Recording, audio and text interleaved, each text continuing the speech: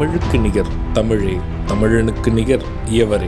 2 அடியில் நம்மால் எதுவும் செய்ய இயலாது என்று எண்ணும் மனிதனிடத்தில் 2 அடி குரலில் எதையும் நம்மால் செய்ய முடியும் என நம்பிக்கையை ஊக்குவித்தது திருக்குறள்.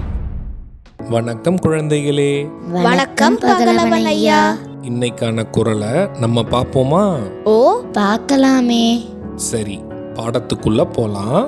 இன்னைக்கான குறள் அதிகாரம் 47, தெரிந்து செயல் வகை. குறள் எண் 464.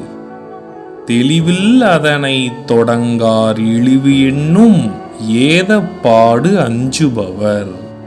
ஐயா, நீங்க சொன்ன இந்த குறளோட பொருள் என்ன? இதுக்கான பொருள், பழிபாவத்துக்கு அஞ்சக்கூடிய பெரியோர்கள் எந்த செயலை தொடங்கும் முன் அந்த செயலில் தெளிந்த அறிவில்லாமல் அதனை செய்ய முற்பட மாட்டார்கள். இதுக்கு ஒரு உதாரணம் சொல்லுங்களேன். இதுக்கான உதாரணம், நேர்மையாக வாழக்கூடிய பெரியவர்கள் எந்த செயலையும் செய்வதற்கு முன் அதனை பற்றி முழுமையாக தெரிந்து கொண்டால் மட்டுமே அதை தொடங்குவர், இல்லையேல் தொடங்க மாட்டார்கள். நான் சொன்னது உங்களுக்கு புரிஞ்சுதா தீரன், இலக்கியா?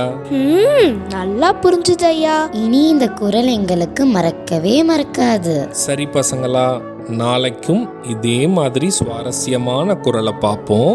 நீங்க வீட்டுக்கு போன உடனே என்ன பண்ணணும்? இன்னைக்கு நாங்க படிச்ச குறளை அப்பா அம்மா கிட்ட சொல்லி காட்டுவோம்.